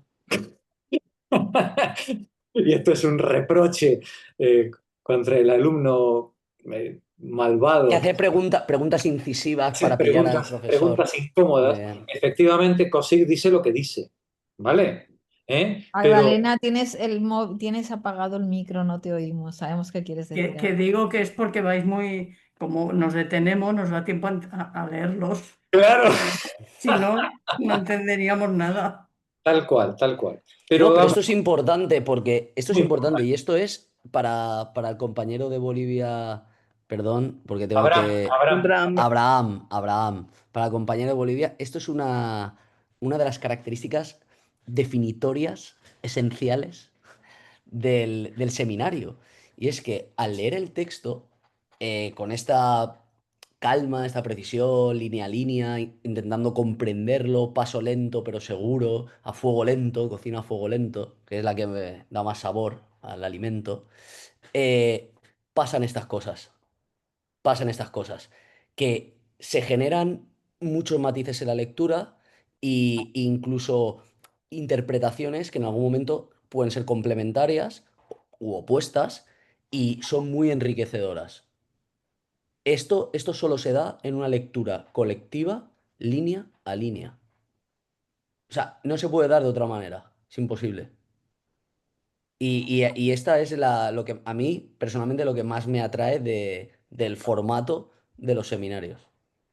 No sé al resto, ¿eh? Y esta observación que ha hecho Magdalena, Fernando, yo creo que deberíamos recogerla en nuestro artículo porque efectivamente nosotros hemos cometido ahí una temeridad, ¿no? Le hemos obligado a Cosic a decir una cosa que él realmente no está diciendo, ¿no? Sí. Pero él no la está diciendo de manera explícita. Ay, ya, claro. Dale. Que Fernando Sí, lo sabe.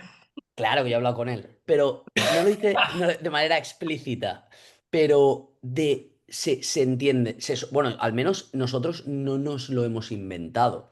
Nosotros lo hemos sacado de una lectura, que al final es nuestra lectura, nuestra interpretación, de Cosic.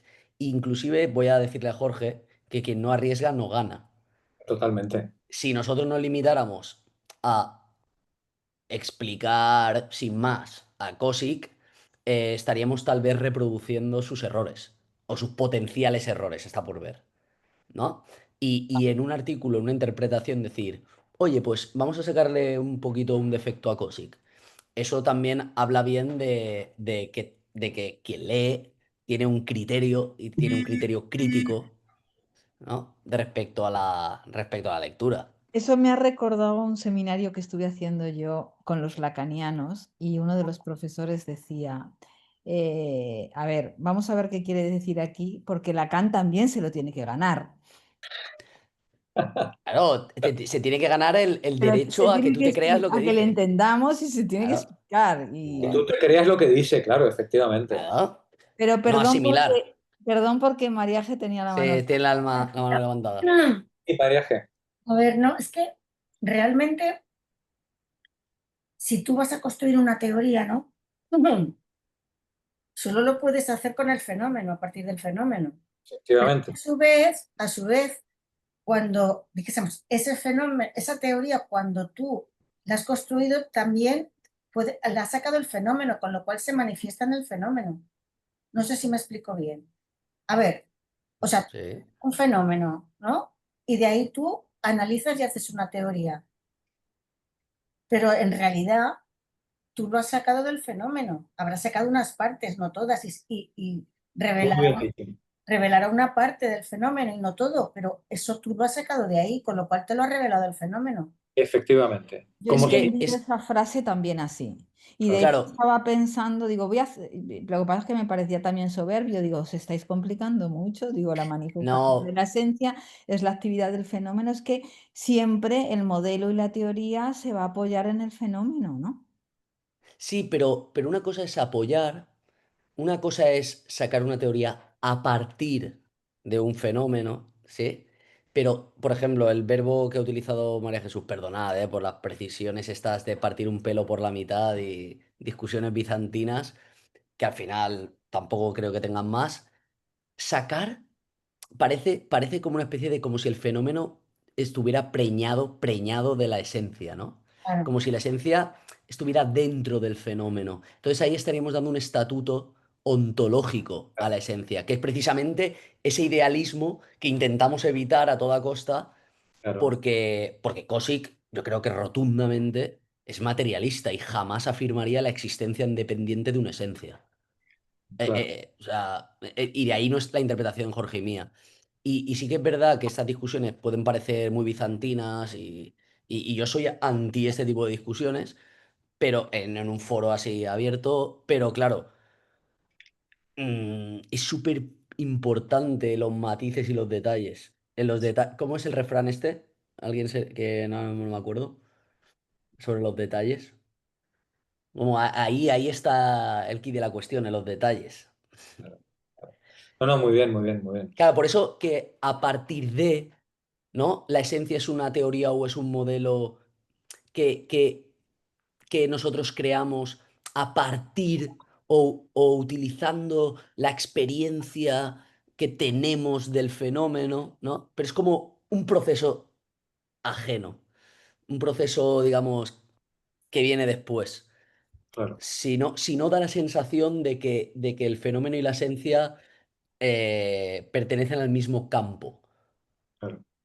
Y bueno, eso Y simplemente. no, y peor todavía, digamos, que la esencia es una realidad fundamental de la cual el fenómeno es una mera apariencia, ¿no? Y no es así. Es decir, la realidad es lo que se presenta más lo que da cuenta de él, ¿no? Lo que pasa es que eso que da cuenta de él, nosotros solo podemos pensarlo a través de la experimentación, a través de nuestra práctica con el fenómeno. Nosotros realmente no tenemos acceso a nada más que al fenómeno, ¿vale?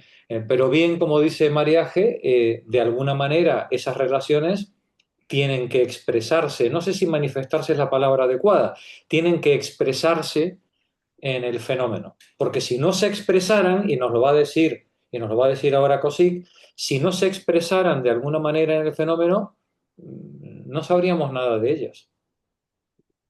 ¿Vale?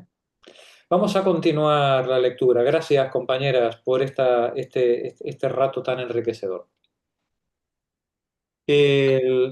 Sara, por favor, continúa tú. Estamos aquí. Aquí, ¿no? El mundo fenoménico. Sí. Eso es. El mundo fenoménico tiene su estructura, su propio orden y su propia legalidad que puede ser revelada y descrita. Pero la estructura de este mundo fenoménico no capta aún la relación entre él mismo y la esencia. Si la esencia no se manifestase en absoluto en los fenómenos, el mundo de la realidad se distinguiría de modo radical y esencial del mundo fenoménico. En tal caso, el mundo de la realidad sería para el hombre el otro mundo, platonismo, cristianismo, y el único mundo al alcance del hombre sería el mundo de los fenómenos.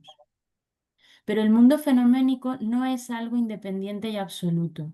Los fenómenos se convierten en mundo fenoménico en conexión con la esencia. El fenómeno no es radicalmente distinto de la esencia, y la esencia no es una realidad de orden distinto a la del fenómeno. Si así fuese, el fenómeno no tendría ningún vínculo interno con la esencia, no podría manifestarla y al mismo tiempo ocultarla. La relación entre ambos sería mutuamente externa e indiferente. Captar el fenómeno de una determinada cosa significa indagar y describir cómo se manifiesta esta cosa en dicho fenómeno y también cómo se oculta al mismo tiempo. La comprensión del fenómeno marca el acceso a la esencia. Sin el fenómeno, sin su manifestación y revelación, la esencia sería inaccesible. A ver, yo no sé si en este punto aclara algo de que vosotros, tirando de hemeroteca también, que vosotros explicabais en el artículo. Porque intentando conectar esto con la parte que estuvimos viendo, hay un punto en el que, bueno, a mí me aclara más o me aclara bastante, que decía, la realidad es la unidad entre el fenómeno y la unidad del fenómeno y la esencia. El fenómeno es lo que captamos inmediatamente, en tanto que la esencia es la estructura, relaciones y conexiones lógicas que subyacen al fenómeno. Tal cual. Tal cual.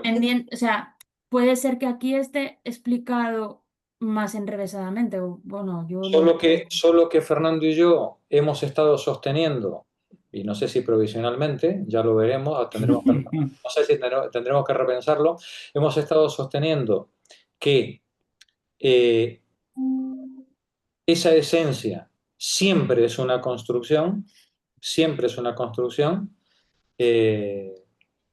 porque esa esencia solo se muestra en el movimiento del fenómeno. Y por tanto, nosotros solo podemos acceder a ella construyéndola a través de la percepción de ese fenómeno y experimentando con él. Bueno, pero es lo que pone aquí, ¿no? O sea, quiero decir, la comprensión, cuando dice la comprensión del fenómeno marca el acceso a la esencia, es que uno sin el otro no pueden existir. Tal cual, tal cual. Entonces, da lo mismo que podamos decir que sin el fenómeno no podríamos tener acceso a la esencia y sin la esencia realmente tampoco podemos explicar ese fenómeno. Eso es. Dentro de nuestro contexto. Eso es. Claro, y luego también yo creo que Jorge y yo tomamos esta decisión, ¿vale? Porque quisimos fortalecer, apuntalar la coherencia de lo que habíamos leído. Porque aquí puede poner acceso, que da una sensación también de lo mismo, ¿no? De acceder, de descubrir, o también lo que dice Jorge, ¿no? De que el lenguaje puede ser utilizado de manera más poética o metafórica. Pero yo creo que esta interpretación que hemos hecho nosotros de la esencia como algo construido, capaz de explicar el fenómeno, etcétera, etcétera, es mucho más coherente. A mí la otra opción, la otra versión, que es la de decir que la esencia tiene un estatuto ontológico de realidad Y que y que vamos a se descubrir, descubre, claro, eso es Platón, eso es Platón. O sea, nos hemos ido a un idealismo.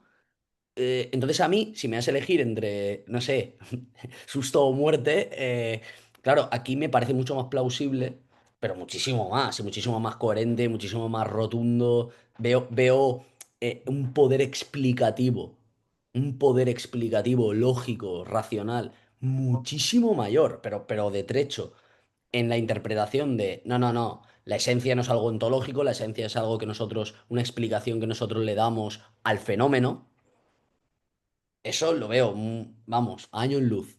Por eso que No, me cuesta mucho él ahí renunciar lo a dice, eso. ¿no? Porque él dice que si no Mm, sería, la realidad sería otro mundo ajeno a Claro, nosotros. Y pone entre sí, paréntesis platonismo, cristianismo. ahí está. eso Claro, es. claro, Que eso también refuerza nuestra hipótesis. claro, claro, claro, claro, claro. El, Tienes un poco de Perdonad, cada. chicos, a mí tampoco me chirría, lo que acabamos de leer con respecto a lo que habíamos Claro, entendido o nos habíais explicado. Yo creo que aunque haya alguna palabra sacada de contexto, la palabra acceso, que te parezca que remita a lo otro, claro. yo creo que en su conjunto es sólido y consistente con lo que habíamos venido viendo. de todos modos, yo sé de dos que esta noche no van a dormir. Sí, ¿no? Es peor para vosotros dejarnos, Eh, dejarnos a nosotros con el confort de pensar que estamos entendiendo. no, yo de verdad que ahora viéndolo así, creo que da pie a Sí, las dos interpretaciones, pero es lo que dice Pepa. Es como una especie de insinuación muy sutil. sí, Y no hay que agarrarse a esa insinuación tan sutil, sí. creo. Digamos que es legítimo, yo creo que ambas interpretaciones, pero como tú bien dices, Fernando, hay una que tiene mayor coherencia que otra. Mm, Y, y, claro, nosotros no podemos pensar por el autor, ¿vale? Eh, pero yo creo que si Cosic estuviera aquí, mm. eh, creo sinceramente que diría, no, hombre, no, no. No mezcles una cosa con otra porque caes en idealismo. ¿Vale? Claro. Eh, creo que es una base de una filosofía materialista, ¿no? Decir, perdona, lo único que hay es lo que tenemos delante, ¿vale? No hay más mundo que el que se presenta, ¿vale? Y sobre ese mundo nosotros construimos nuestra interpretación. Que le queremos llamar a esas relaciones que dan cuenta de lo que se presenta, que le queremos llamar esencia, vale, perfecto. Pero, pero pensar que esa esencia está fuera del mundo que se presenta ante nosotros sería puro idealismo. Por eso él dice también que el fenómeno es el lugar en el que esa esencia se nos muestra, entiendo yo, en el sentido, o entendemos Fernando y yo, en el sentido de que se nos muestra como algo que puede ser racionalizable, que puede ser formalizable. Y en la medida Como algo, claro. en Sí, la perdona, Jorge, perdona. en la que puede ser formalizable, nosotros podemos construir teorías, ese concreto, esa totalidad concreta, ¿no? Esa teoría que dé cuenta de lo que se muestra más lo que da cuenta de ello, ¿no? Sin pretender que sea eso que da cuenta de ello ontológicamente una sustancia de índole fundamental que es la verdadera realidad y no la que tenemos delante nuestro. Lo que tenemos delante nuestro es todo el mundo que hay, ¿no? Y hemos llegado a las 9 de la noche. Lo ha resolvido la praxis. Digo yo. Se ha Y bueno, leído mucho, ¿eh? Hoy se ha leído mucho. hoy se ha leído mucho. Yo creo que el jueves siguiente, que no es el que viene, ahora os explicaré, el jueves que viene arrancamos otra vez, retomamos en este párrafo para retomar el hilo de la conversación. Vale. El Vale. jueves que viene no podemos tener la actividad porque, lo siento, Abraham y Henry, tenemos un acto muy importante de economía y guerra sobre el genocidio palestino. Tenemos un acto muy importante el jueves que viene en Valencia. al que muchos de nosotros no podemos faltar. El economista Carlos Sánchez Mato va a dar una charla ahí en Borrul 25 sobre las condiciones de una economía para la paz y no una economía para la guerra, ¿no? Que es lo que nos están planteando. Y bueno, lo siento, la militancia obliga y nos han puesto la conferencia el mismo jueves, así que estáis las valencianas invitadísimas a acudir y el resto de las compañeras saltamos al siguiente jueves para retomar la lectura. Y efectivamente, como decía Fernando, hoy hemos leído mucho, ¿eh? Hoy se ha leído Yo pensaba que no íbamos a leer. unas cuantas. Y tú pensabas, Magdalena, que no íbamos a leer nada. Sí, sí. Magdalena es veterana y sabe que Yo también. una línea puede llevar a grandes Bueno, disquisiciones. Mercedes, Mariaje, Abraham, espero que os haya resultado por lo menos interesante y atractivo y que el jueves siguiente pues nos volvamos otra vez a encontrar aquí todas juntas. Muy bien. Muchas gracias, Jorge. Al Nos menos en lo vemos. particular para mí ha sido un inicio muy excelente, un formato de debate bastante atractivo, así es que estaré atento a la siguiente sesión. Muchas gracias. Muy bien, gracias a vosotras, compañeras. Gracias a todos. Gracias, buenas noches. Reencuentro y nos vemos en 15 días. Sí, Venga. bona nit. Gracias. Bona Chao. nit. Bona nit, tingui. Hasta luego.